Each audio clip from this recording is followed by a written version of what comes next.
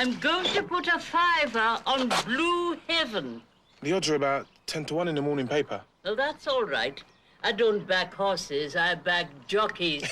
He'll win. All right, show us the colour of your money, then.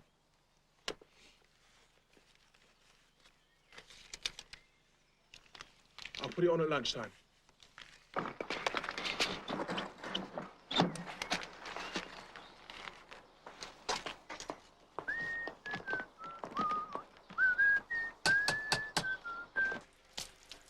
can't believe the way it grows, you know, Ivy. You'll be needing a hairdresser again in a minute. And don't forget to finish with my dash of cold. Makes me shiver to think of it. All right, here we go then. Ah! I'll try not to splash the walls.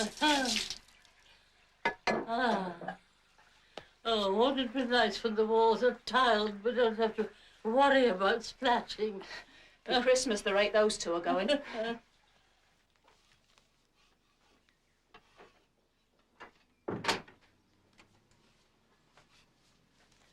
You're early with that. No, Mother. It's Wednesday. Off gallivanting. Fancy marrying at your age. I expect you found out you weren't missing much. Now, don't start on about that again.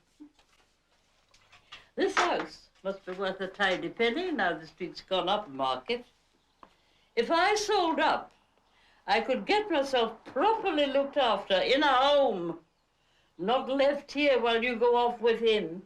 Elsie always comes and sits with you. Besides, they wouldn't put up with you in a home. Not the way I do.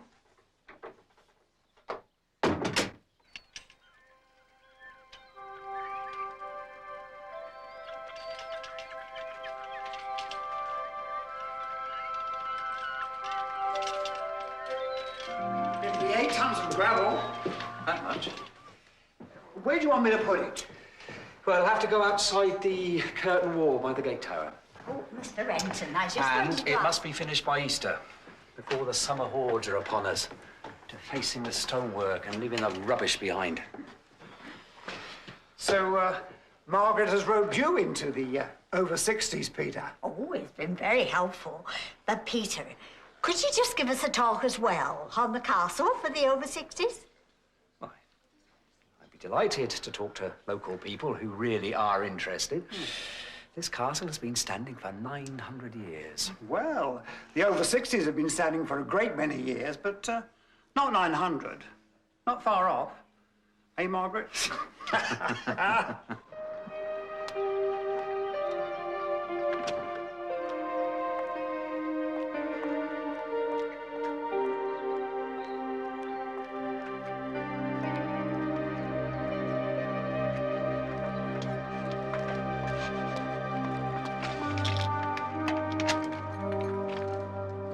Nearly had you over. Don't worry, love. It'll take more than that to knock me off my perch. I dare say it would. I've come to babysit Mrs. Langton. Only don't tell her I said so. Not likely. Ah, there you are, Elsie. Elsie's here, dear. Doreen, don't keep Elsie hanging about out there. She's just coming, Mother. Well, have a good time, Doreen. Not much chance of that. Not with him. She's a devil. I know, dear. I don't know how I'm going to put up with her. Oh, no, Ivy. Mustn't be naughty. Why not? Why not, indeed? Look at the way this place has changed, Doreen. These houses must be worth a lot of money by now. Oh, Mother wouldn't sell the house, Harry. She always said it was going to be mine. I'm sure she wouldn't.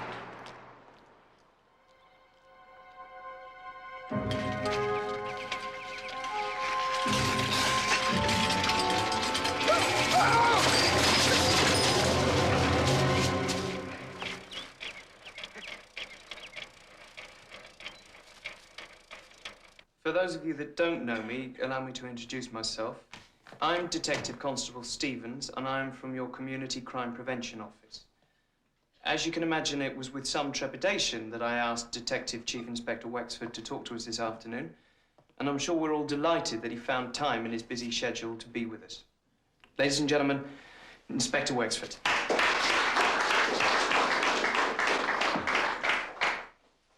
Ladies and gentlemen, Madam Chairman, I'm delighted to be with you this afternoon. If you believe everything that you read in the more sensational press, you'd think there was an attack or a mugging every few seconds. Oh, no, don't sit there. That's Arthur's chair. Well, he's not here, is he? Come in. He never misses. And he's sitting here. You're much more likely to be mugged if you're under 21 than if you're over 65. And that's in the street, and not in your own home. But there are some simple rules that make life safe and peaceful for you. How many of you have bought goods from a door-to-door salesman? Now, I'm sure that you've all got chains on your doors. And if you haven't, I'll be down amongst you getting your addresses. We must get the painter to put it back. Eh? Anybody that comes to your house to read the painter. Are you all right? Someone pushed me off my bike.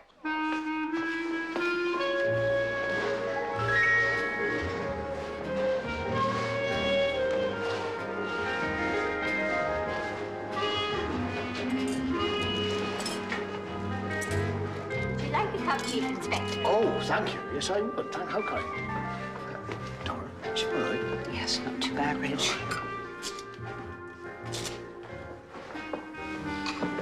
Mr. Darnley, can you remember what happened just before you came off your bike? I just looked at my watch and I realised I was a bit late. Oh, I see. So you were wheeling your bike? No. I looked at it as I was riding along and it made me wobble a bit. And the next thing I knew, I felt someone push me and down I went.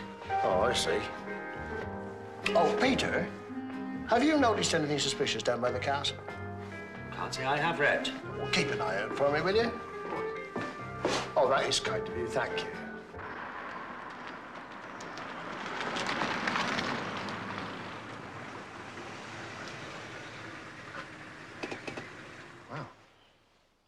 Wow. You know the best thing about this afternoon? It was a good film? It was a good film. Very funny. And you had the afternoon off. Coming down the track, goes in the tunnel, and it can't turn back. Sophie! We're in here! It's your mummy. Hi. Hi.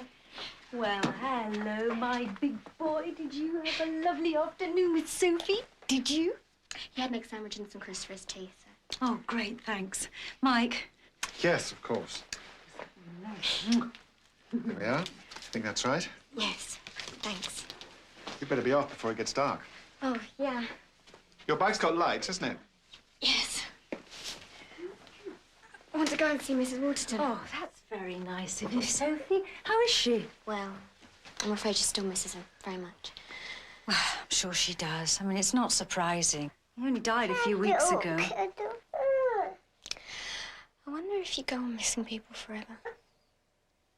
Well, I think the memory of them's always with you, but you don't go on missing them in quite the same way, I don't think, no. Oh, by the way, you promised to bring me the wedding photographs. Oh, yes. Oh, we want to see you in your bridesmaid's dress. Yes. Well, good night, then.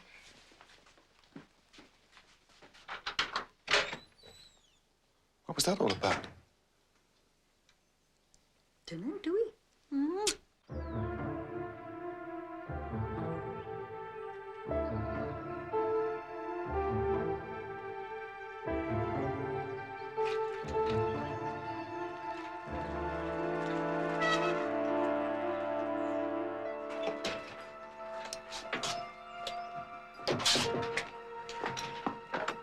Mrs. Waterton? Mrs. Waterton? Are you in? It's me, Sophie.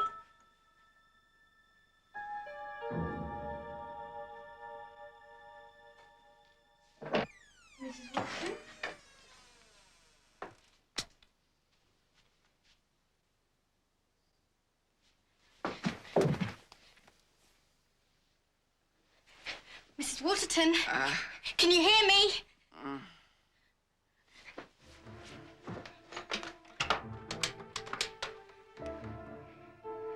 Ambulance. Sophie Stacey, I'm at 12 Colson Gardens. Oh, looks like an overdose. Yes, she's still conscious, but the pulse is very weak. Right, just get her to her feet. Right, okay. Come on, Mrs. Waterton. You've got to wake up. You've got to get to your feet and walk. Come on, Mrs. Waterton. Walk.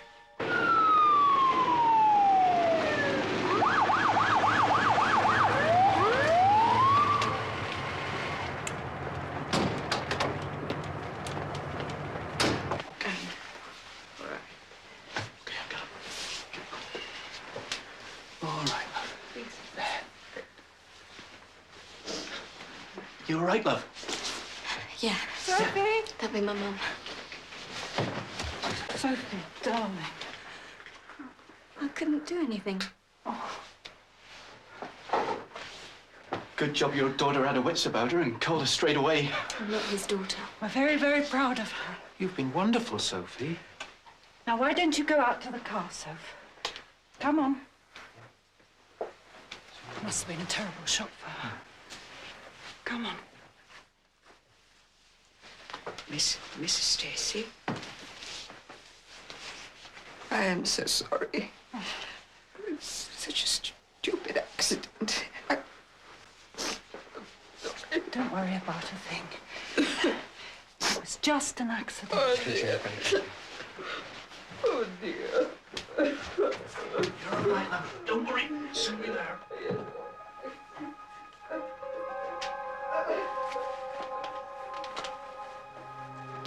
You've been wonderful, Sophie.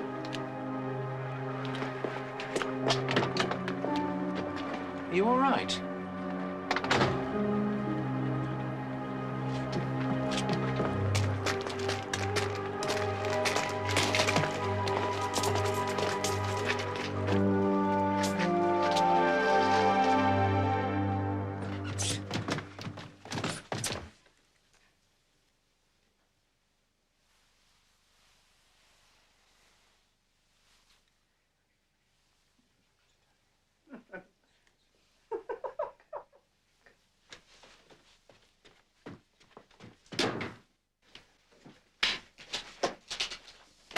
Sophie, aren't you having your breakfast again?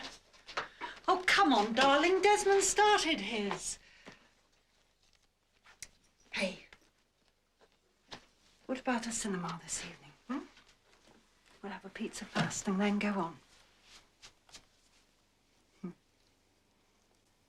Will he be there? Yes, of course. Oh, come on, Sophie. Let's go, all three of us, just as we used to before the wedding. Visiting Anne Waterton. Do you have brothers and sisters? Yes, I have a brother. Oh, that's lovely. How old is he? He was 4 last time I saw him. Oh. But he left with my father. Oh, I am sorry. Why did you do it? Well, it just seems that when someone you've been very close to for so many years dies, it just seems as though everything else dies with him. But he didn't want to leave you. It's not as if he walked out on you, not like my father did. He didn't want to leave you. No, that's right. You know, ever since he died, kind friends have said all sorts of comforting things, and the church, and what they call counselling. No one ever said that to me. He didn't want to leave me. Thank you, dear. Oh, look. Look, the magnolia's in bud. They're early this year. It's so soft. Yes, do you know, they open right out like that. I used to write a nature column for the Courier. Why aren't you writing anymore? Well, we were both studying for an open university degree. I gave that up too. Well, you should do it again. Oh, Sophie, you're such a blessing to me. But you shouldn't be wasting your time on me. I like being with you. And you said you needed me. Yeah, but your mother needs you too. I think we ought to go inside now. I'll make you a cup of tea.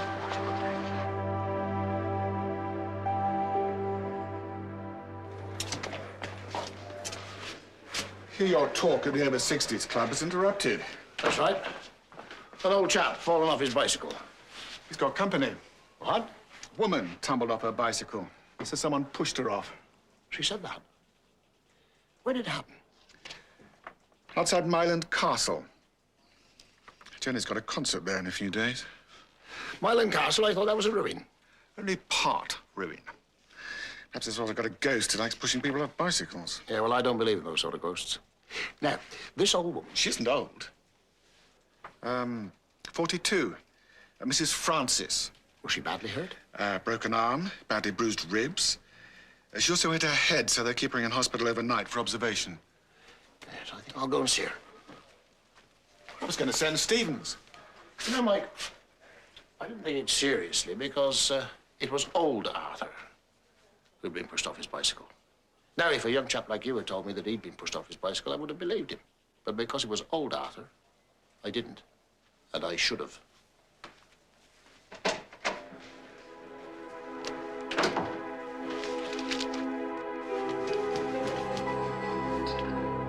Oh, I'm sure she just overslept. Still, she does look rather poorly. And breathing deep like that, it doesn't seem natural. She always breathes like that. There's bronchitis in the family. She'll wake up when she feels like it.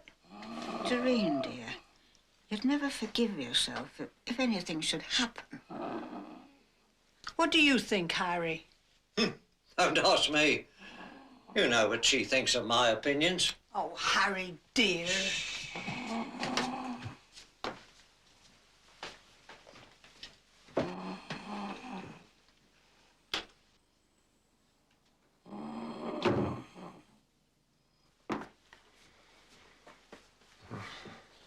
If you're really worried, I should call the doctor. What do you think, dear? I thought Dr. Crocker was away. Oh, yes. But he must have someone standing in. Yes, well, I suppose we could call. I was a bit later than I meant to be. I heard a rustle in the bushes, so I turned round. Then I felt someone behind me and a hand in my back pushing me, and down I went. Did you see whoever it was? No, it happened in a moment. But you're sure they pushed you?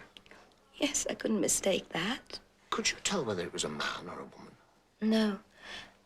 It was a very strong push, almost like... I was going to say something daft. Well, go on, try it anyway.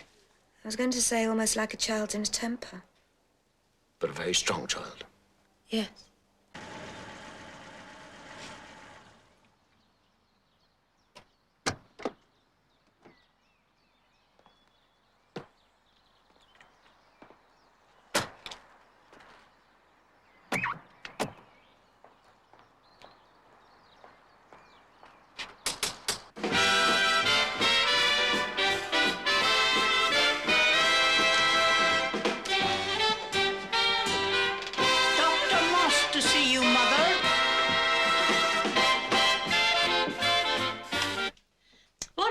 You're doing? Dr. Moss is here. Good morning, Mrs. Rankton. Who are you? I'm Dr. Crocker's locum. Well, I don't know what you're doing here. I never sent for you. Oh, Mother. I'm just waiting for Nurse Radcliffe to give me my bath. There's nothing wrong with me. I'm sure you could run the 4-minute mile at the drop of a hat, but let's just make sure, shall we? Now, what's all this about you oversleeping? Well, if you must know, last night I said I'd see myself to bed. So when they'd gone up, I nipped into the sitting room and sat up half the night watching the football. oh, don't tell them. I wouldn't dream of it.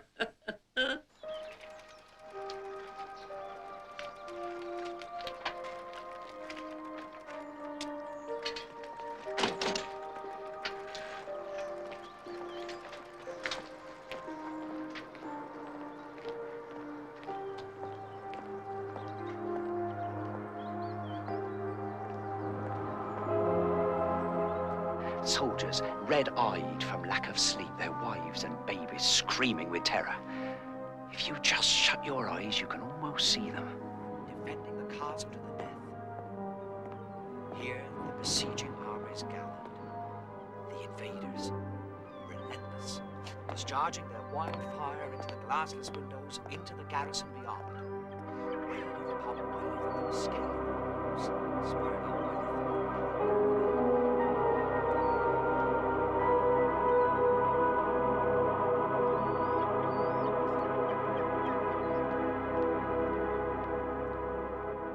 Everything's fine.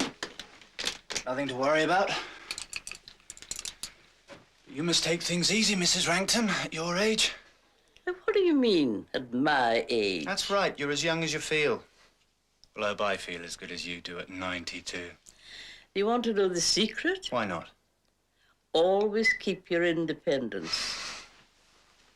Don't always let them know what you're up to. I'll remember that.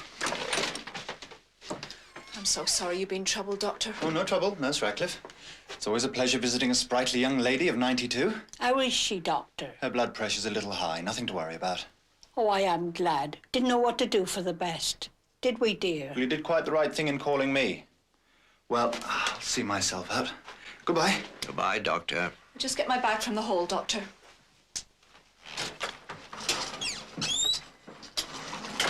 Hey, it smells dreadful. I'm sure that's what's upset Mrs. Rankton. How much longer will you be? Not long now. Mrs. Betts told us today not to bother doing the upstairs after all. Oh, really? Why not? Oh, don't ask me. Stupid, I called it. Leaving a job half done. I'll be away on holiday next week, Mrs. Betts. So Nurse Lewis will be giving your mother her bath. Is she going to have a bath now? Of course. I'm sure I don't know why you bother the doctor. Dora? Hello, darling. Hello. What about some lunch, then? Oh, I'm having some yogurt and an apple. Oh, no thanks. How's old Arthur? Now, why do I say old Arthur? Why don't just I say, how is Arthur Darnley? I don't know. Well, I wouldn't say, how's middle-aged Dora, would I? Thank you. Reg, I know what you're saying, but why are you saying it? Well, old Arthur gets knocked off his bike, and I don't believe him. But this morning I went to see Mrs. Francis, a 42-year-old woman. A middle-aged Mrs. Francis. Yeah, she got pushed off her bike, and I did believe her. Now, I think I'll have a satsuma for my lunch. That's all I need. I'll get Sergeant Martin to keep an eye on that path, I think. We're off, then. I thought Elsie was coming in. Well, I knocked on her door. There was no reply. I expect she's forgotten. Oh, so you were just going anyway. Suppose that was his idea. Well, you won't be alone in the house. The painter's here. It's the whist drive today. Oh, mustn't miss the whist drive. Well, you should be lucky at cards, Doreen, for you haven't been very lucky in love.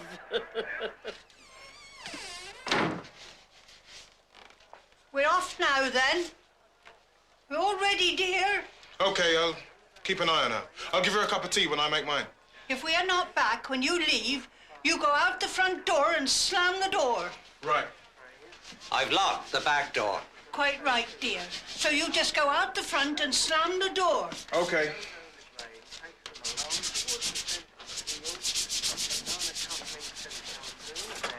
We shan't be light back. OK. Come on! Come on! You OK? Have they gone? Yeah, just gone. Well, thank heaven for that. Come on, come on! Willie, come on! Do you fancy a cup of tea? Yes, yes, and you have one with me. The 2:45 at Lingfield will be on in a minute. Oh.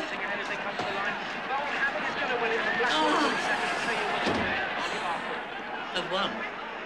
Hearts are trumps.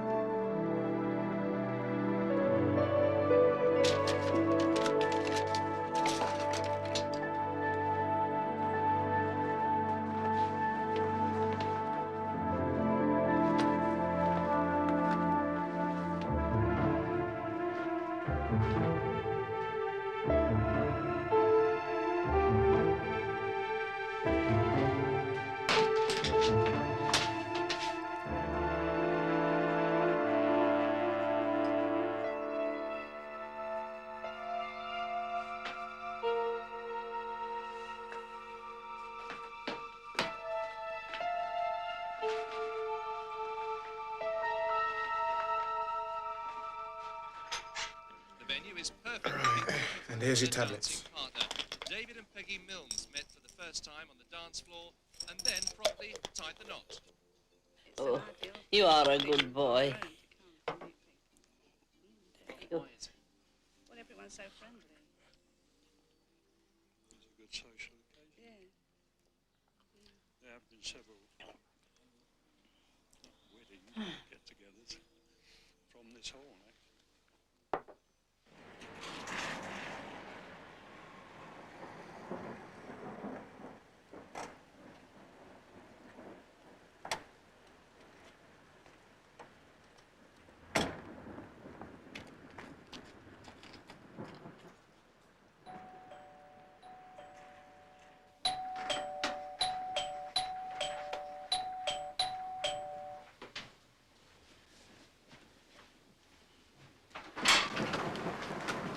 Sophie's here. I want to see her. I'm sorry, Mrs. Stacey. She's upstairs. She says she won't come down. See my daughter. She does seem a bit. Perhaps it would be best if she stayed here tonight. I don't know what she's doing here. She should be at home. Yes, I know. But if she wants to stay here for some reason... You had no business letting her in. She's been very kindly to me, Mrs. Stacey, visiting me when I was ill. She has a key. If you don't send her home, I shall call the police.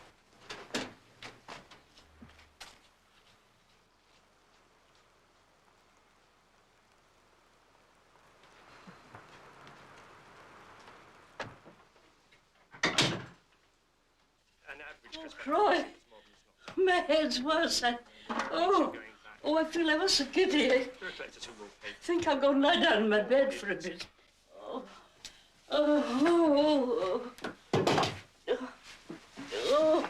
Shall I close the curtains? Oh, yes, if you would, dear.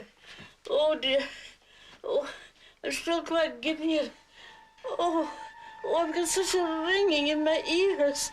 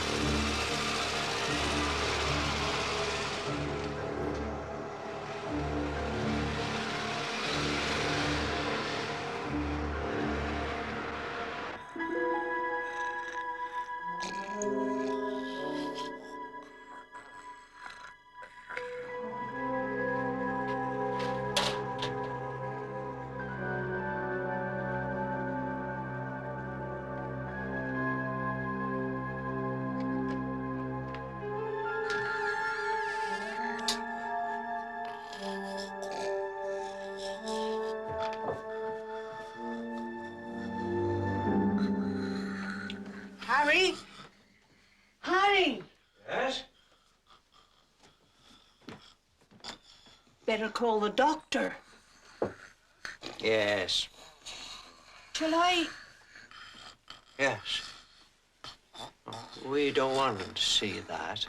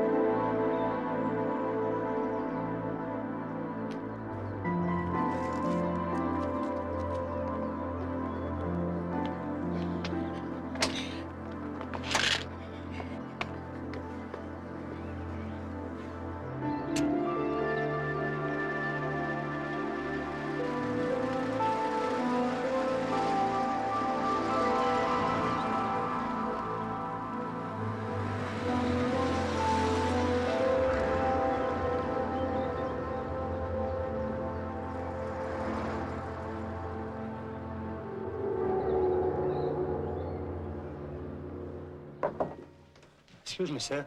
There's a Nurse Radcliffe. Who? She's a district nurse, sir. Oh, what does she want? Can't you deal with her? I've had a word with her, sir, but I think you might want to talk to her yourself.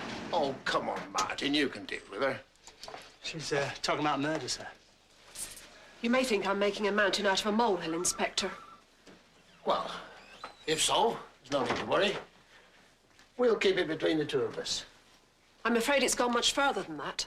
I've 3 patients on Castle Road, and every single one has mentioned it to me. What exactly are we talking about?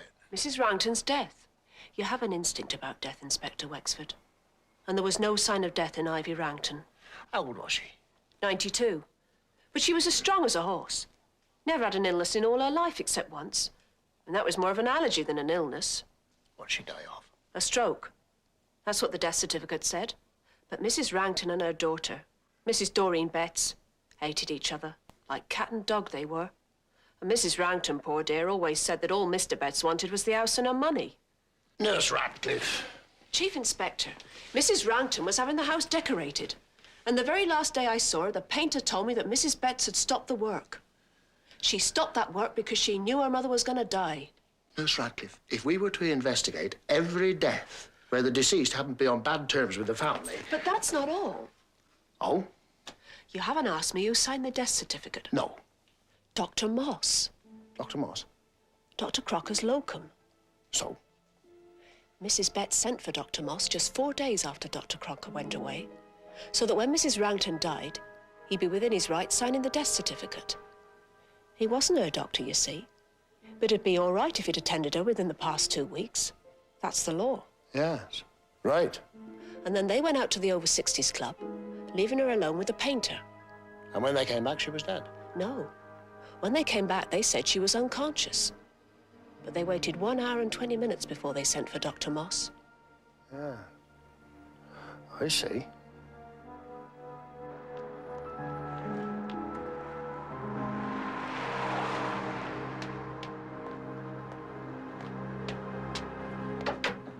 Len, would you have signed that death certificate for Ivy Ranton? Of course I would. Why not?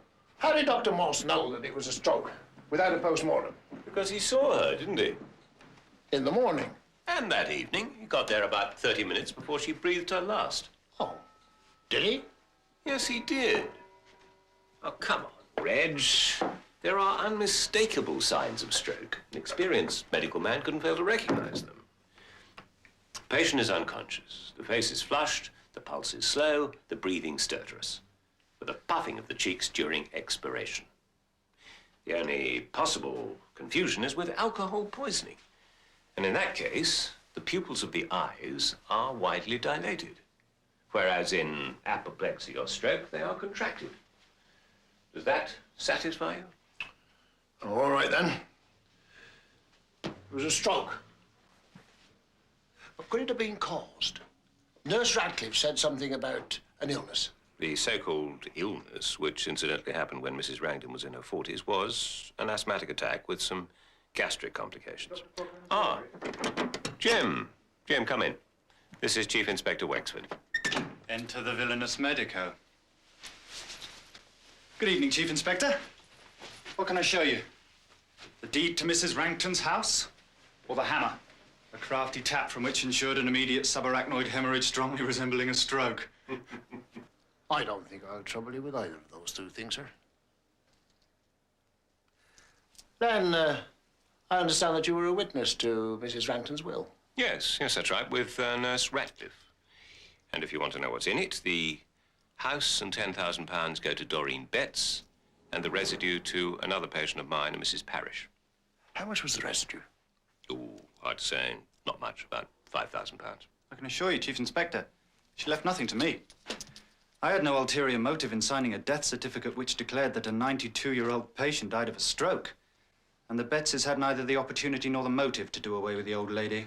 Well, perhaps she was an encumbrance to them and they wanted to get rid of her. Sorry to disappoint you, but they were going to get rid of her anyway. And get the house. Mrs. Ranton was planning to go into a private nursing home. Oh, really? I didn't know that. It's the new one. Shawlands. You told her about it weeks ago, how wonderful it was. Oh, yes. I told her it would cost a packet, but she said she had a good bit coming in which would only die with her anyway. I asked her what her daughter thought. Yes? Oh, my God. People like you see sinister nuances in the most innocent remarks. As she said, you'd think Doreen would be only too pleased to see the back of me, wouldn't you? So, Chief Inspector, there goes your motive.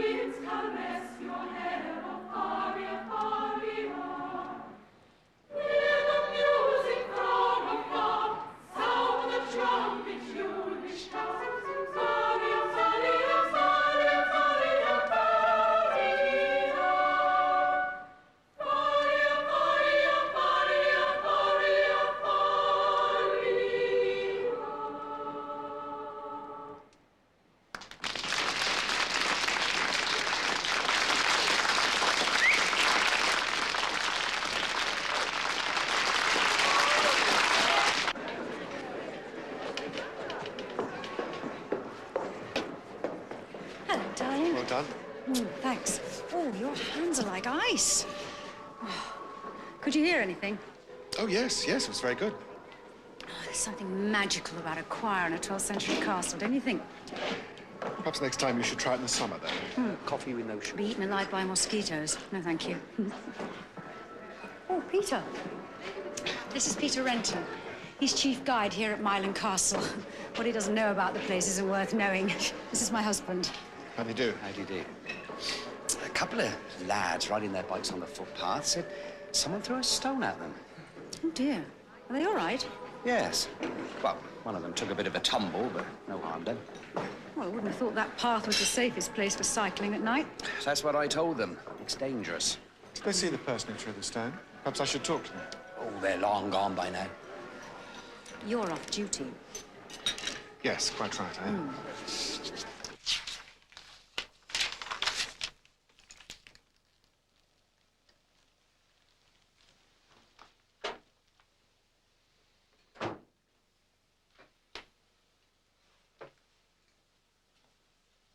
Hello.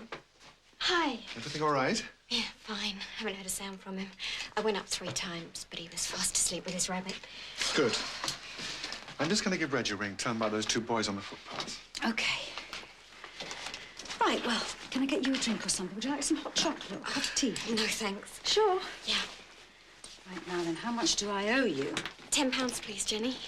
I started at 6:30, so... That's fine. That's absolutely fine. Thanks ever so much, Sophie. We really do appreciate this, you know. I was engaged. I'll walk you home. It's rather a long way. I think Sophie means to Coulson Gardens. Ah, yes. I'll drive you then. Great. Thanks. You know the other evening when Anne Waterton had her accident? You asked if you go on missing people forever. Yes. Were you just talking about Anne Waterton? Or was it a more specific question? I suppose it was a more specific question. Is there someone you're missing?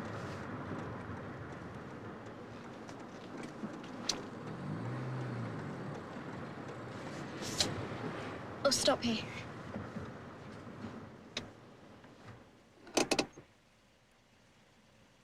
How long are you going to keep this up for, Sophie? What? Living here with Anne Waterton, refusing to go back to your mother. I haven't refused to go home. I've said I'll go home when she gets rid of him. Look, I know you're trying to be kind. Well, I don't know that I'm trying to be kind. I think what I'm trying to be is practical. What you're doing is making it very difficult for your mother. And for Anne Waterton.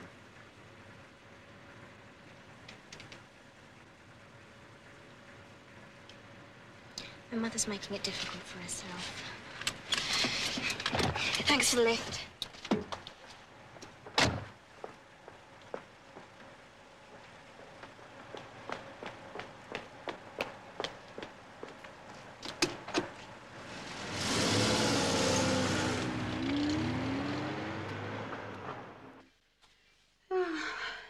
Francis is saying that Bill's mother's got to go into a nursing home. Oh, that's bad then. Well, she was getting very frail and wandery, so it was either a nursing home or Francis having her, which just isn't on. Still, £400 a week. £400 a week? For the nursing home, yes. Doubt if Bill and Fran can manage that for long. And I'm sure the old lady hasn't got it. Well, I'm sure that you said £150 a week when your friend's aunt, Rosemary's aunt, went into her nursing home a couple of years ago. Tommy, it wasn't a couple of years ago. It was at least 7 years. Was it? Well, Rosemary's aunt died 3 years ago. Why are you so concerned? Both my parents are dead, and so are yours. It's just not our problem. At least till our turn comes. Oh, don't say that. Still, £400 is a lot of money. Probably gone up by now.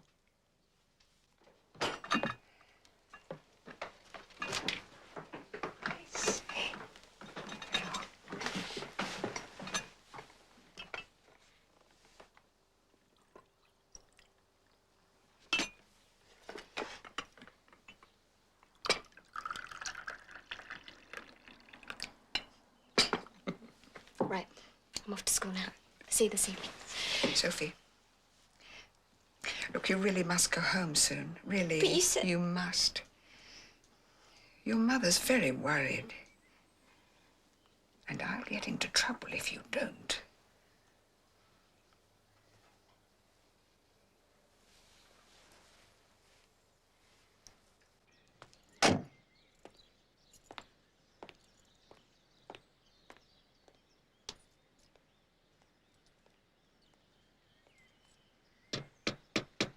She was 92 years old. I reckon you lot must have bats in the belfry. Are you saying me or the wife gave Mother a stroke? I'm certainly saying no such thing, Mr. Betts. But the sort of information I've received has to be followed up. Information? Gossip. All snobs. I know what they're saying. All except Elsie. Elsie's one of us, Doreen. She's not like these new people who've come in. Nothing but snobs. I'm sorry to have to ask you these questions, Mrs. Betts, so soon after your bereavement. Bereavement? Harry, I think, dear, if you don't mind, I'd like to have a little talk with the officer on my own. Shall we go up to Mother's bedroom?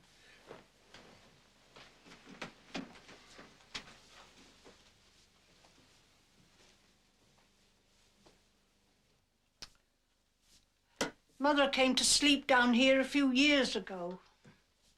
There's a toilet along the passage. She couldn't manage the stairs, except when Nurse helped her.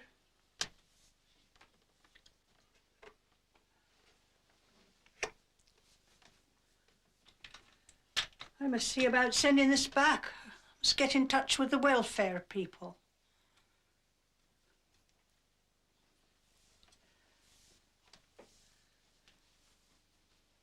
Mother hated Harry. She always said he wasn't good enough for me. She did everything she could to stop me marrying him. How long ago was that? Only 5 years. I think it's awful to have to get your mother's consent to get married when you're 65. Don't you think so? I do, yes. But she came round. No. No, she never did. She told him to his face that he was only marrying me for my money. Elsie Parish was here when she said it. She'll tell you. Money? Well, not much money. But this house. She always said I was to have this house. And after I married Harry, she threatened to leave it to my brother. You don't think that Harry... He never would do anything to hurt Mother. I swear he wouldn't, in spite of the way she carried on. You're a wicked woman, I said. Years ago you promised me this house, and now you're going back on your word. Cheats never prosper, I said. Cheats never prosper.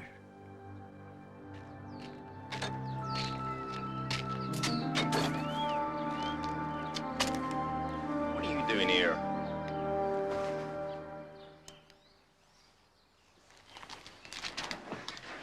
I live here. Oh, Miss Sophie, what? You took my key away from me. Yes, dear, but only because I wanted you to go home. I'll never go home while that man's there. Look, you better come in. Come along, darling.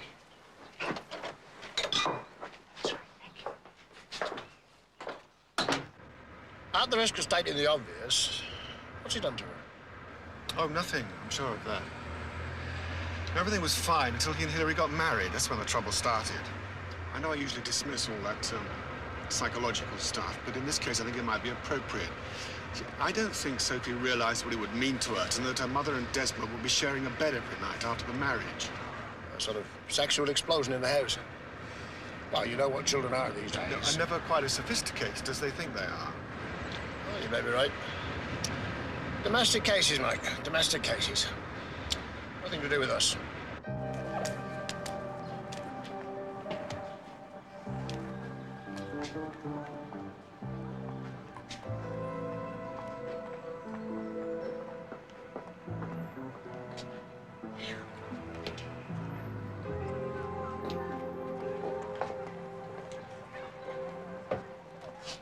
I think I'll try this one.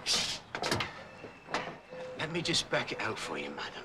Oh, thank you, of course. And then perhaps a test drive?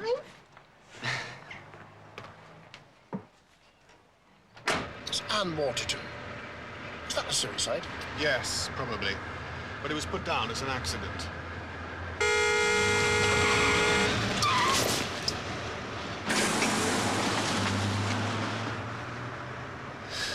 Bloody woman.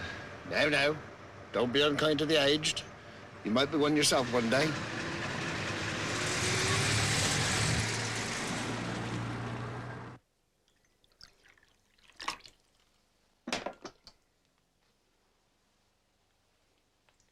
Why don't you tell the truth?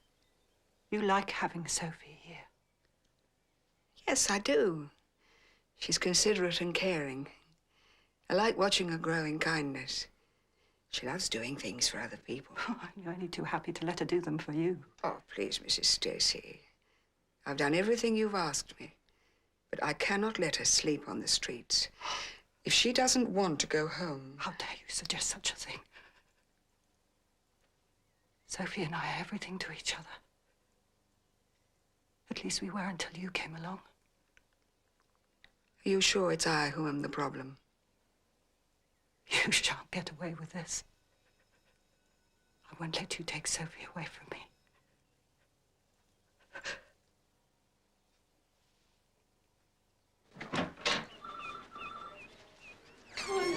All right, Mrs. Headley. Nurse will see you there. It's Mr. Wexford, isn't it? Do come this way. Hello, Sean's nursing home. How can I help you? Now, you wanted to find a home for your aunt. Yes. How old is she? 85. Is she in good health? Yes, not too bad. She can't get about as much as she used to. Oh, thank you. I think she'd like a room on the ground floor. Oh, I'm afraid they're very much in demand. You see, the ladies like to go into the conservatory or into the garden. But if she can't manage the stairs, we have a very good lift. Oh, how much are your charges? Our fees are £400 a week, Mr. Wexford. Extra, of course, for laundry and dry cleaning. Is your aunt incontinent? Oh, I don't think so. Well, let's say with extras, £450 a week. We like the fees a month in advance, paid by banker's order. Oh, we also like our ladies to bring only synthetic fabrics with them. Oh? Well, then we can pop the whole lot in the washing machine. Oh, can I help you? By the way, a friend of my aunt's was thinking of coming here. Oh? Yes, Mrs. Rankton, Mrs. Ivy Rankton. Oh, yes. Yes, I do seem to remember Mrs. Rankton. I sent her a brochure. Did she make a booking? No, but she sounded very interested. It would be nice for your aunt to have a friend here. Well, it would, only your prices are a bit higher than I expected. Well, you won't find anywhere more reasonable than this.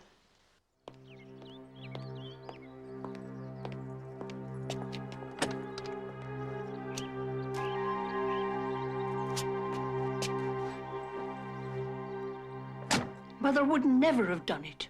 I know she wouldn't. Even Mother wouldn't have been that cruel. So you didn't know that she intended to sell this house and moved into Shorelands? I know she didn't. It was just one of her ways of... But I knew she didn't mean it. When I said to her, "Can I tell the painters to leave the upstairs?" She said, "I dare say." And she said, "I don't worry either way." Well, why did you ask her that? Well, the smell of paint was making Harry ill. Besides, she never went upstairs except once a week with Nurse Radcliffe to the bathroom. There was no point in having it painted. Unless she meant to sell the house. She would never have gone on with it. She wouldn't have liked it. They wouldn't have let her sit up all night watching TV. Quite right.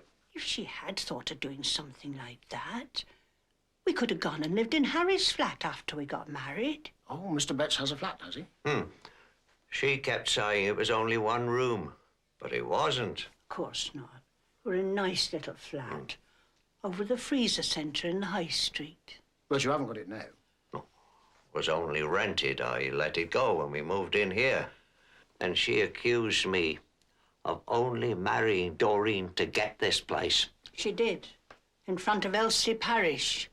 Harry never spoke a word to her again, and quite right too. What right had she to say that to me? I could have killed her when she said that. Mother always promised Doreen this house. If she had sold it, where would we have gone? What would we have done?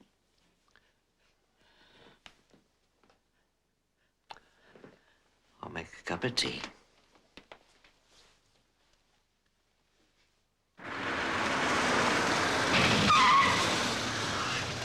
I think this one is lovely. But may I try the red one again? Certainly, Mrs. Parish. I'll drop you off home after this next one. Would you just tell me about that Friday? Well, we wanted to go to the over-60s whist drive. And Elsie Parish, Mother's pal, said she'd come and sit with her. And I was to go and knock on the door just before we left. So I popped down to Elsie's and I knocked on the door and I rang the bell. She were out. So I just thought she'd forgotten, and that was that. But Harry said, "Why not just go, just the same?" So you did? Well, the painter was here. What was his name? Ray? Roy. Oh, yes, that was it. Roy. He and Mother got on a treat. A sight better than her and I ever did, I can tell you. So you went to the whist drive and you left Mrs. Rankton with the painter? He said he popped in several times to see if she was all right. Then about 3:30, she said she had a headache. And would he fetch her a couple of her paracetamols from the bathroom upstairs? What time did you get back from the whist drive? About 5:30. You want me to pour? No, dear, I'll pour. Roy was just packing up, and he said Mother was asleep on the bed. Milk and sugar? No sugar. I put my head round the door, but she'd drawn the curtains. Thank you. If you want the truth, I didn't look too closely. I just thought, thank God for an hour's peace before she starts picking on Harry. There you are, Doreen. Oh, I beg your pardon. I seem to be intruding. That's all right. Come on in, Elsie. Chief Inspector, this is Elsie Parish.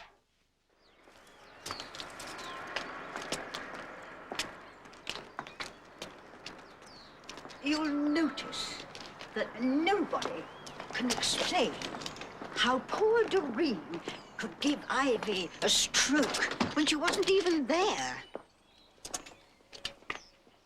Perhaps they think that Doreen and Harry bribed that poor young man to frighten her and give her a stroke. Oh, that can happen, you know.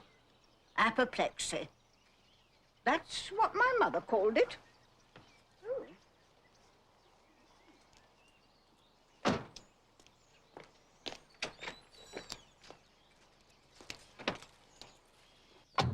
I don't often get invited out by gentlemen. It's quite out of the way down here. No buses come down here anymore.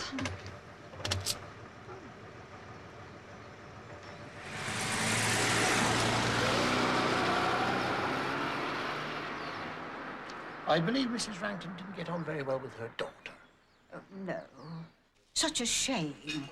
They just didn't seem able to hit it off. And Ivy was so naughty about all her talk of the nursing home. Oh, you don't think she meant it? No, of course not. She only said it to annoy Doreen. And Doreen never believed it for a minute. I know she didn't. I'm going to buy a car. I've kept my license going. I haven't driven since my husband died 22 years ago. I had to sell our car, and I've longed and longed for another. And now I'm going to have a dear little car. And dear Ivy made that possible. She left me £5,000. Oh, I knew I was to have something, but I didn't dream it would be as much as that. You don't think I'm too old to drive? Well, that kind of judgment isn't in my province, Mrs. Parish. Oh. Truth to tell, I've had a little test drive. No, really? Silly of me, I know, because these things take time, probate and all that. But I thought, why not have a little fun? That's what Ivy would have wanted, bless her. I really must be going, Chief Inspector. Oh, just a couple of things. On the day that Mrs. Rankton died, I believe you were going to go round and sit with her. Yes. Doreen must have rung the bell, and I didn't hear. I'm getting rather deaf these days. I give a lot to be able to go back in time. I wouldn't hesitate. I'd go round and check on Ivy whether Doreen asked me to or not. Well, unfortunately, we can't turn time back. And the painting? Painting? I believe Mrs. Betts asked the painters not to do any work upstairs. Oh, well, I'm sure it didn't need it.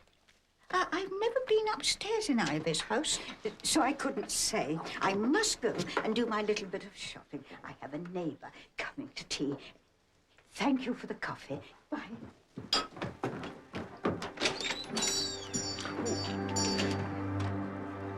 Thank you.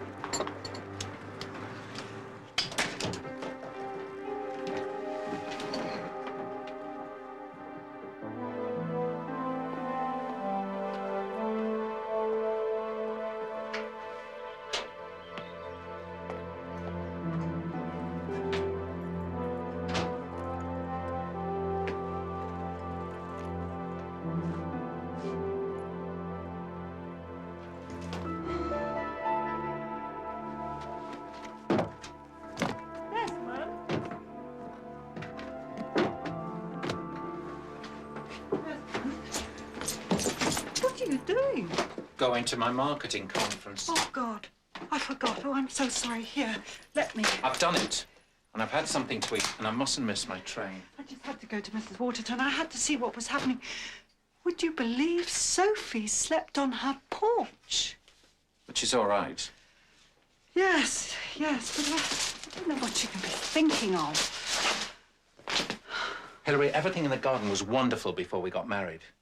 Sophie was crazy about the idea. Remember her at the wedding?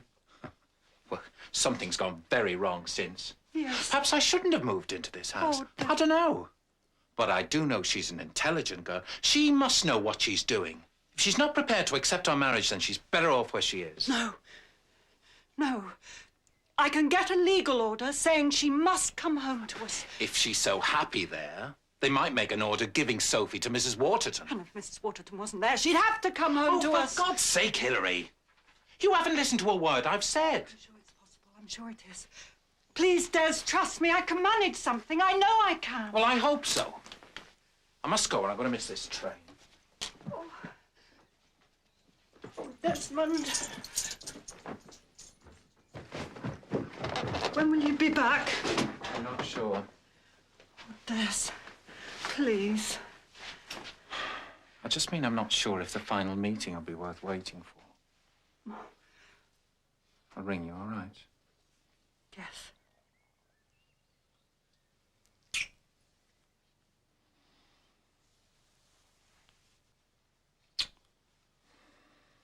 I'll sort something out. I promise you.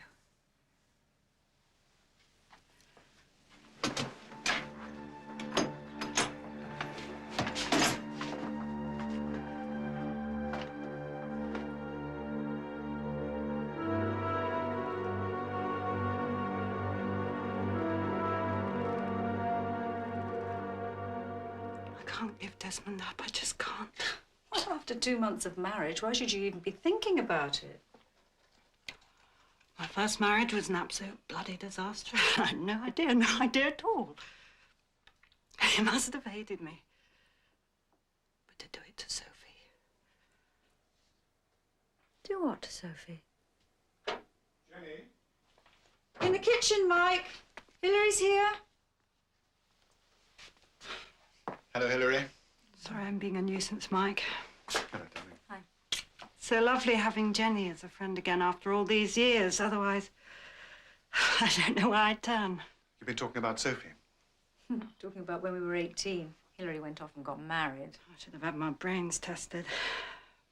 Do you know, when Sophie was 8, Roger just upped and left. And the truth is, I didn't even know why. Do you mind if I help myself? No, go ahead. I had no experience. I was too young.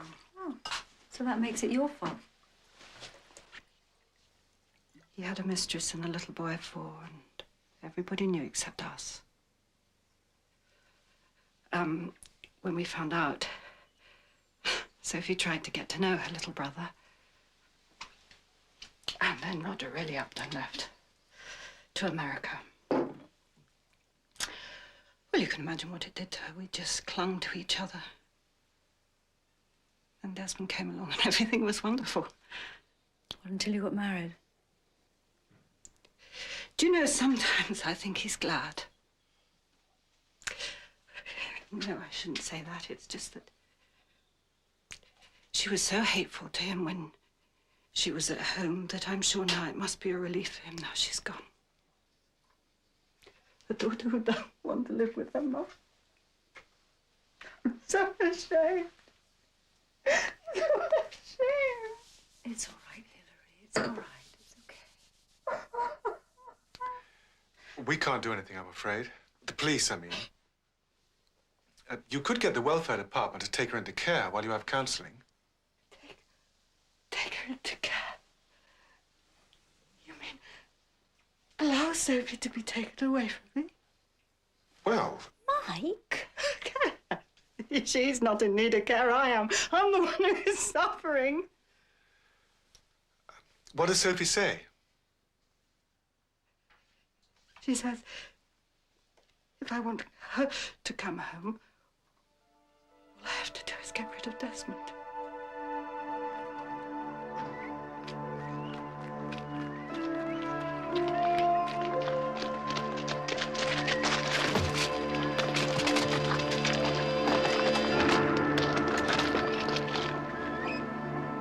you hear me? Get a collar, Mark.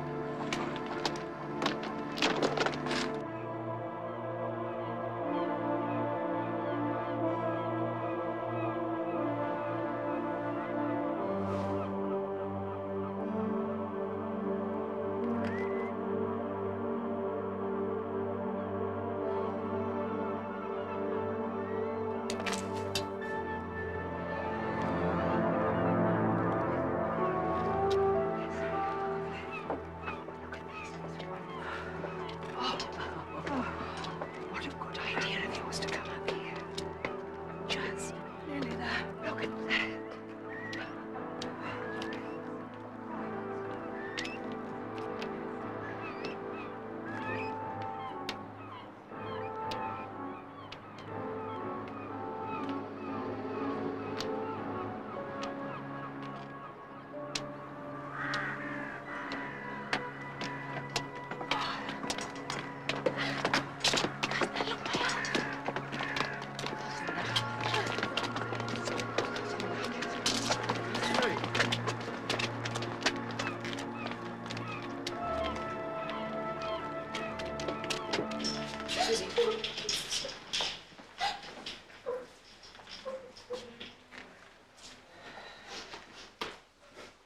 I'm afraid there's your answer, Chief Inspector.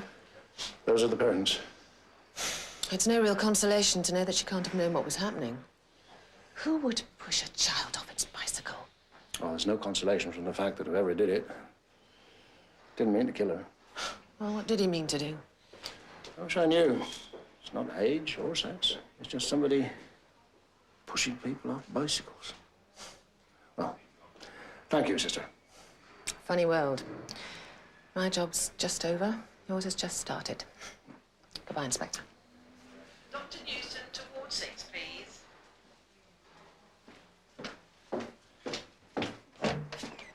Oh, hello, Peter.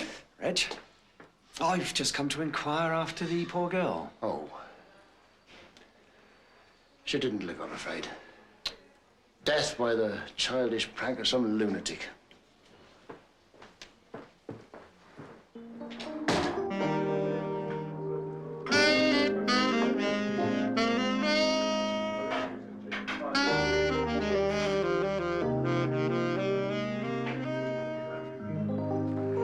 Mr. Smith? Mr. Roy Smith? Who wants to know? Detective Chief Inspector Wexford. Your boss told me I could find you here. Do you mind if we have a chat? Sure. Well, you guys carry on until the end, yeah? We're back in a second. What would you like to drink? Whiskey, please. Scotch, please. So, what do you want to talk to me about? The death of Mrs. Rankin. Yeah, well, I'll still be working in Castle Road if it weren't for that old cow. Oh, Mrs. Rankin? No, her daughter, Mrs. Betts, or whatever her name was. Real pain in the ass she was. Don't bother with the upstairs, she says. Mother wouldn't want it. If you ask me, she didn't give a damn what Mother wanted. See you later, man. She just wanted to get rid of her, all right? But you got on all right with Mrs. Rankin? Oh, yeah, we got on okay. She reminded me of my nan. I couldn't believe it when I heard she'd gone. I was quite upset, you know. Really. Would you mind if we talk somewhere more privately? Could anybody have got into the house while you were working when Mr. and Mrs. Betts were out? No way. See, the back door was locked. Well, at least the old fella said he'd locked it. He was a funny old git, wasn't he? He gave me the creeps. I don't know why she married him. Desperation, old Mrs. Rankton used to say. You couldn't help laughing. So, Mr. Betts said he'd locked the back door and you were working in the hall? That's right. And Mrs. Rankton was perfectly all right? Yeah. Well, she had a headache, but she was always getting it. Oh? Yeah. She took aspirin all the time. She shoveled them down 4 at a go. I suppose that's why her daughter kept them upstairs. Well, afraid of her taking too many. Anyway, I said I thought it was the paint that was giving her a headache. It gets to me sometimes. And she said what a good job I was making of the house and what a pity it was that she wouldn't be there to enjoy it. Really? Yeah, I thought that too. But she just laughed and said that I'd got it wrong and that she was going to move into a nursing home and that she was going to sell the place. Anyway, she asked me to nip upstairs to the bathroom cabinet and get a bottle of aspirins. Aspirins? Now, you sure she said aspirins? Well, she could have said my tablets. But aspirins are what you take if you've got a headache, aren't they? Reg. Cheers. Cheers. I used to think it was only the young that set their heart on things, and as you grow older, you began to accept the unattainable. Oh, did you? Now, you're the chairperson of the over 60s. Do you think that old people care less? Oh, no. They care about different things. Favourite chair, food, cooked the way you like it. Old friends, a nice outing. Familiar surroundings? Oh, yes, that's very important. And if they're lucky, the husband or the wife. You don't love each other less just because you get older. No.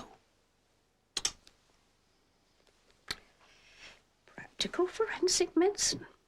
I think I'm trying to poison you. Why? What we got for supper? Shaggy cap stew. Sorry about the other night, Mike. It was bizarre behaviour, I know, but cathartic. And it started me thinking more clearly about this strained situation. So I've stopped arguing. I've stopped telling her to send Sophie home, and I've stopped threatening her. Threatening her?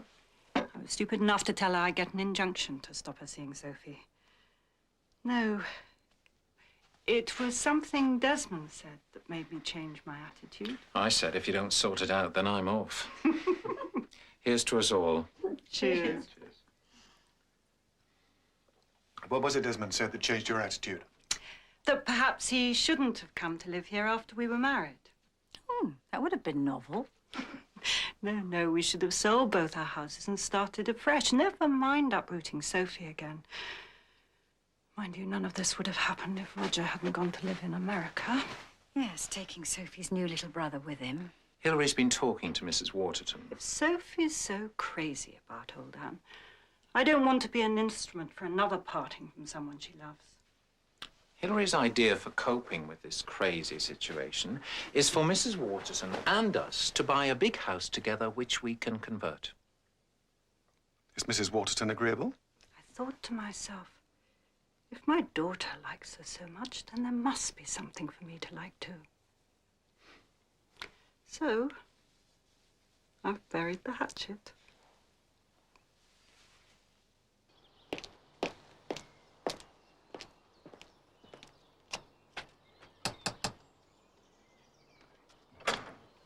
Mrs. Betts, would you mind giving me your mother's headache tablets? A paracetamol? I put them back in the bathroom cabinet afterwards.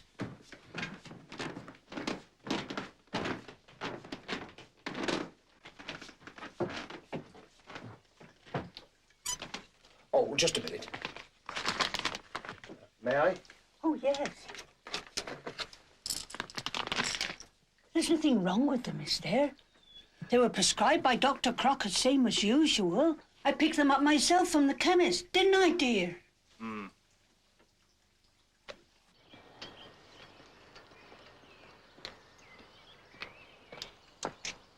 Here you are. Thank you. Now, you're sure we've got complete secrecy? I only dropped it on Martin 15 minutes ago, so he hasn't had time to tell me. Patrol car standing by. Now, you're on 2. Thanks. Very good.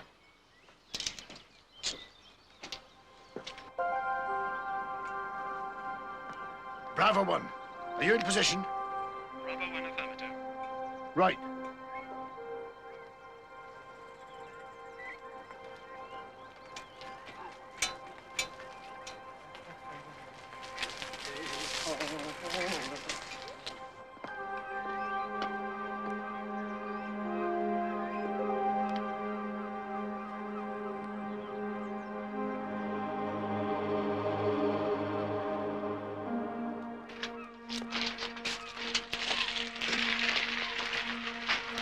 Martin's just on his way now.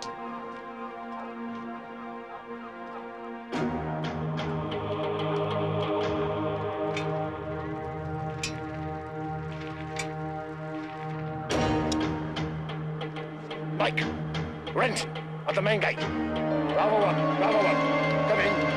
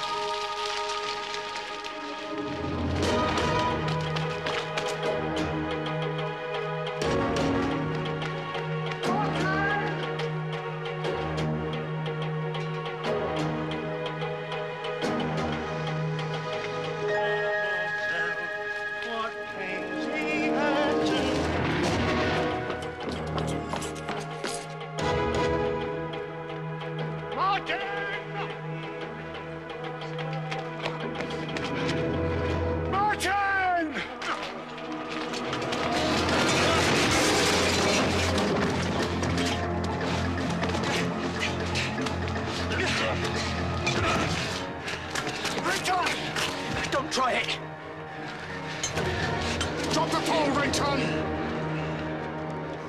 Get back, Martin, get out of it! Peter! Peter! Peter, the castle's safe. Nobody's going to try and get it. Safe? There's nobody safe. They're everywhere, the invaders. Can you see them?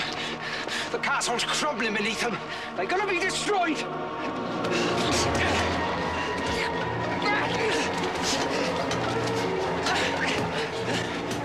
Well done. Take him away.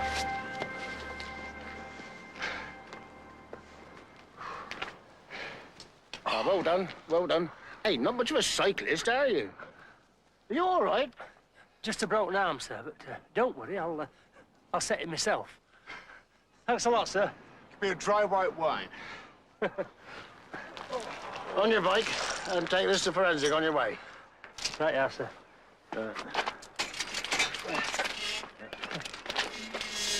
Well done.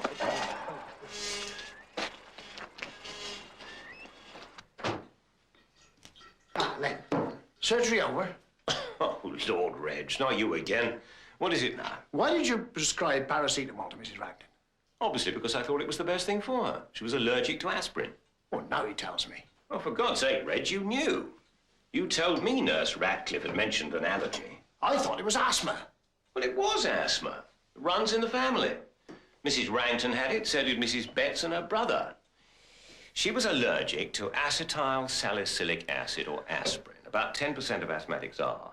If they take aspirin when they're having an asthma attack, it can lead to severe gastric irritation and even hematemesis, which means bringing up blood. I know what it means. I've been reading up on hypersensitivity to acetyl salicylic acid. Ah, but Mrs. Ranton couldn't have had aspirin poisoning. There was never any aspirin in the house. Mrs. Betts was very strict about that. I know because Mr. Betts complained that he could never find any aspirin.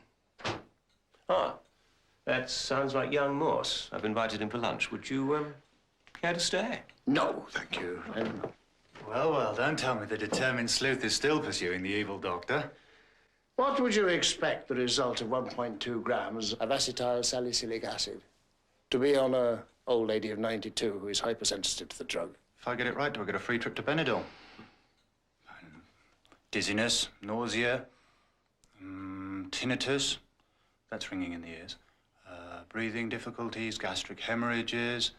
In a person of that age, I suppose, possibly a brain hemorrhage. Now, you taste this, Len. Tell me what you think it is.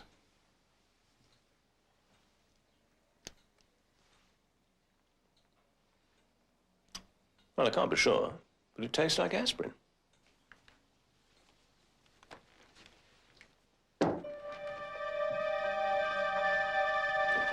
Dr. Crocker prescribed 100 paracetamol. When she died, there were 60 left. Only they weren't paracetamol. They were aspirins. You mean the pharmacist made a mistake? Oh, hardly. Anyway, at the rate the old girl took them, she would have been dead long before that. No, I'd say that someone, just before she died, changed the 64 paracetamol for 64 aspirins. So it was murder? With 4 aspirin? The daughter? No. For 2 reasons. One, she didn't need to change the tablets. She could have given her mother aspirin any time she liked. And the other? If she had changed all the tablets in the bottles, after her mother's death, she had ample opportunity of changing all the tablets back again. That last point presumably applies to Mr. Betts as well. Right. So, who did it? I shall know tomorrow.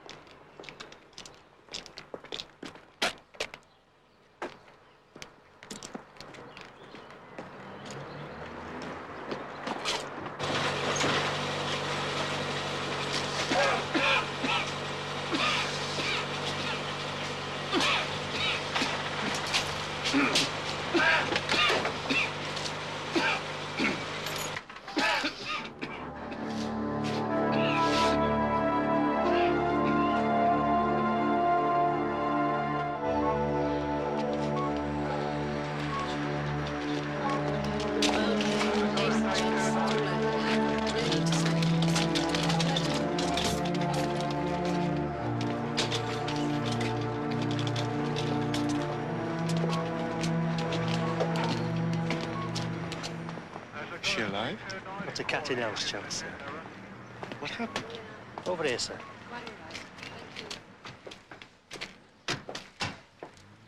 That was inside the car. It's there, sir.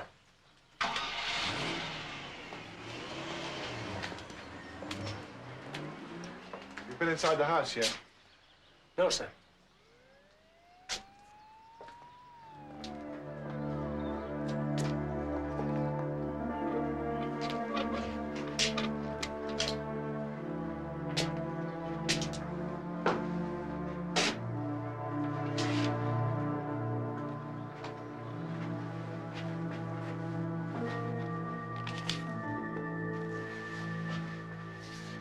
To the coroner. Well, that's that then. Yeah.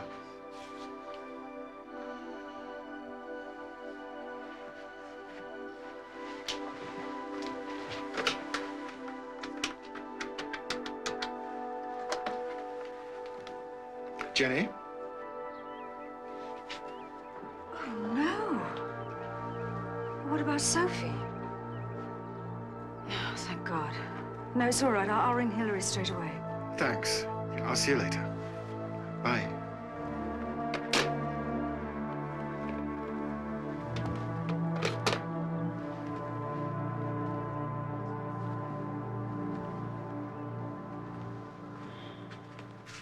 Anne Waterton left a note this time. I said Anne Waterton left a note this time. Oh. What did he say? It was addressed to the coroner in a sealed envelope. I cannot go on. I am totally alone, with no prospect of things ever changing. I'm an unwanted woman, an unnecessary burden on society. It is better for everyone this way. Anne Waterton. Well, that sorts that out, doesn't it? Sorry I'm late, Reg. Hello, Mike. Hello, Len. So, you know who switched the tablets? Yes. Mr. Betts. No. Mrs. Betts, then?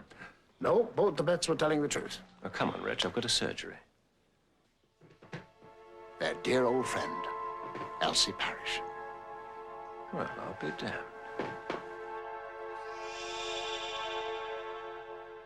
I had a cup of coffee with Elsie Parrish. And quite by chance, she left this matchbook behind. Quite by chance, I held on to it. It had a very clear set of prints. Same prints were found on Ivy Rankin's paracetamol bottle. Only hers? No. Mrs. Betts and Roy the painter, but then we knew that they were in the habit of giving Mrs. Rankin the tablets. And so was Mrs. Parrish, presumably. No. Elsie Parrish told me quite deliberately that she had never been upstairs in Ivy Rankin's house. You sure about this? She was her best friend. Ah, yes. I'm sure. She did it. She'd known Ivy Rankin for a very long time. She knew that she was allergic to aspirin. Oh, she didn't think of it as murder or manslaughter. Just swapping the tablets in a bottle. Why did she do it? She knew that Ivy Rankin fully intended to go to Shawlands. And she knew that the first money that would be spent before the house was sold was the capital. Her legacy. No inheritance, no car. She did it for a car?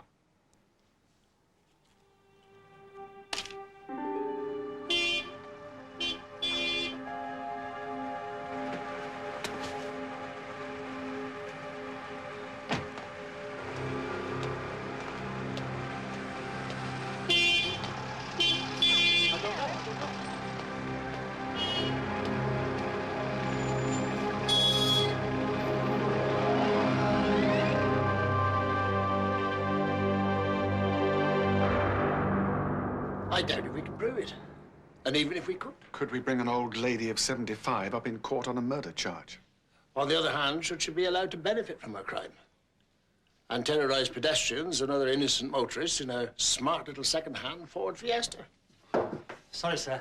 Dr. Crocker's needed. Well, what is it? Mrs. Parrish died of the will of her car, sir. A suspected stroke. Take the Bible in your right hand and read the words on the card, please. I swear by Almighty God that the evidence I shall give shall be the truth, the whole truth, and nothing but the truth.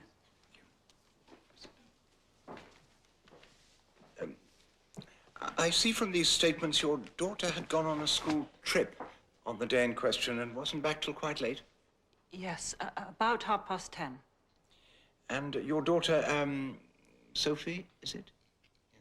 Sophie had found Mrs. Waterton after an earlier suicide attempt? Yes, that's correct. But, why was she staying with Mrs. Waterton? Sophie moved in with Mrs. Waterton because she was so concerned. She was worried she might try again. She was only staying for a short time. She was coming back at the weekend. I see. Constable, we have ascertained that this writing is the handwriting of the deceased. Yes, sir. It's been verified by a last employer. Thank you. Well, it's fortunate the child didn't find her a second time. Thank you, Mrs. Stacey. Well, gentlemen, I think that one's done. Thank you very much for your time. James, you've got all the statements there now, haven't you? Thank you.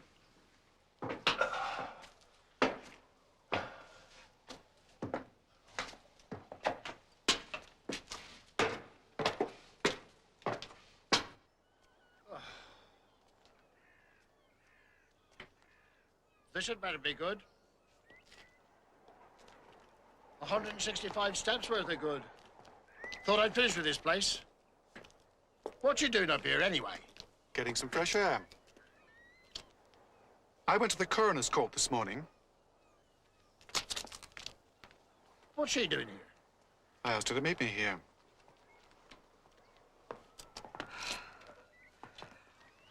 Hello, Hilary. Hello, Mike. What do you want to see me about? Oh, and why here? I don't think you know Chief Inspector Wexford. No. How'd you do? Hello.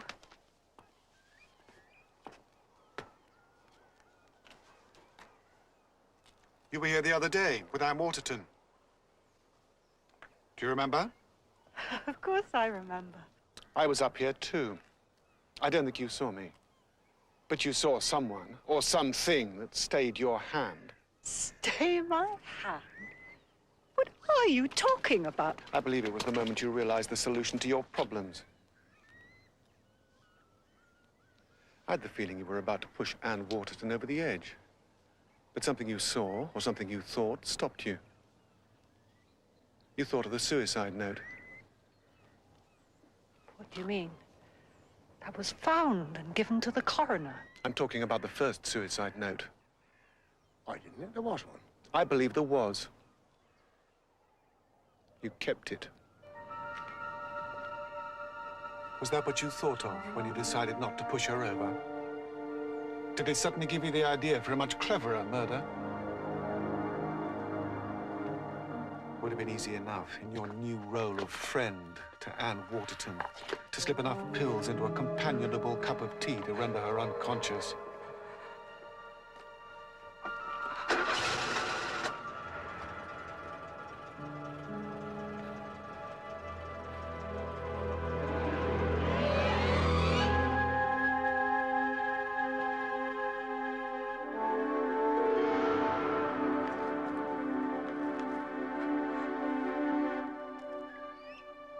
Hilary Stacey, I arrest you for the murder of Anne Waterton.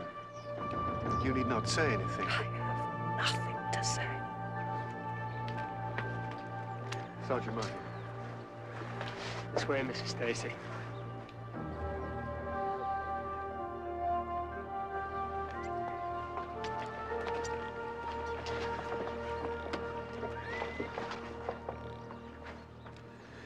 You think she hid the suicide note, meaning to use it later?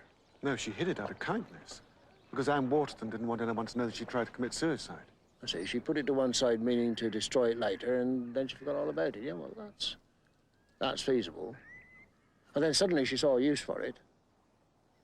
But you can't prove that. Saliva test on the envelope. Oh, saliva test. Flimsy, Mike. Also, in the coroner's court this morning, Hilary said under oath that Sophie will be coming home this weekend. And was she? No, not the girl I saw in the court. And if Sophie wasn't going home, then why would Anne Waterton commit suicide, describing herself as an unwanted woman? No. But the only person who can help you with the lying is the girl. Is she going to shop her own mother? Pretty horrendous thought, isn't it?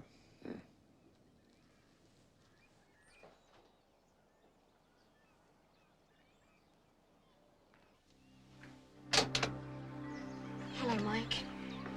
Sophie. I've come to stay. I can cook for you and Jenny, look after Mark. I won't be any trouble. You don't need to come up with Mike. I'll just take you straight up